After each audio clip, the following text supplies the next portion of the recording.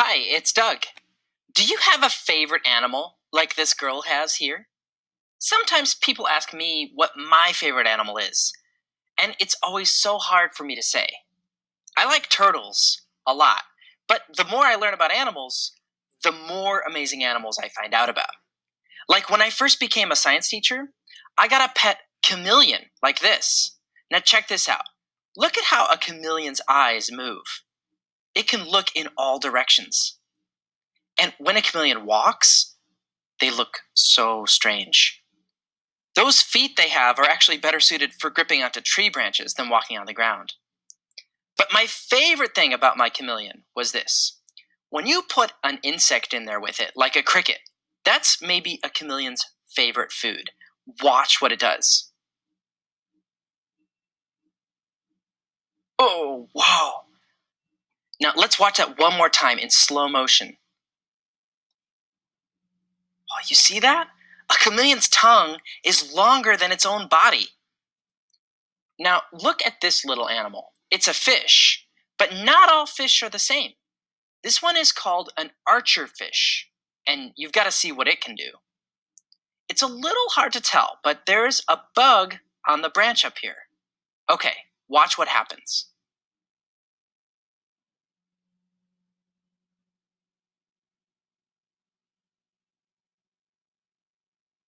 Oh, did you see that? Watch it again. It squirted water out at the bug, and then, when the bug fell into the water, it went up and ate it. Wow. Over the next few mysteries, we're going to see lots of interesting animals. One of the things I want to convince you of is that it's almost as if animals have superpowers. Some of them are able to do amazing things. Animals don't do amazing things just to impress us, though.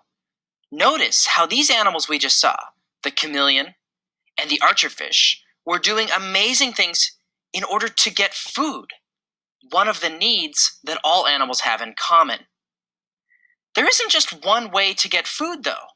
Different animals have different ways of doing it, sometimes involving special body parts. The chameleon has a tongue that's really sticky and really long. The archerfish has a mouth that can act like a hose or a faucet, spraying water in a little jet. This is one way to think about animals. Whenever you see an animal, ask yourself, does it have any special parts it uses to get food? Let's look at a few other animals and see what parts they use.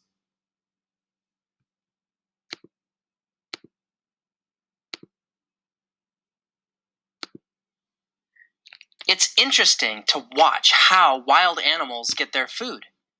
Sometimes it can be hard to find wild animals to watch in your neighborhood, though. But I'll tell you one group of animals that I bet you can see lots of, no matter where on Earth you live. Birds. If there's one thing birds do that's like a superpower, it's the fact that they can fly. But that's not the only thing that's amazing about birds. Think about how birds solve the problem of finding and grabbing food. They don't have any hands. They don't even have teeth. A bird has to use its beak to get food. And there are so many different kinds of beaks. Beaks like this, and this, and this, and this. Huh. Look, there's not just one kind of bird beak. Bird beaks are all sorts of different shapes and sizes. Why are they different? That's what we're going to explore in today's activity. Why do bird beaks have such different shapes and sizes? Like, look at these two. Both of these are birds you might be able to find living near you. This is a little bird you might find near your house. It's called a warbler. And this is a water bird you might find near a pond or lake. It's a duck. How are these beaks different?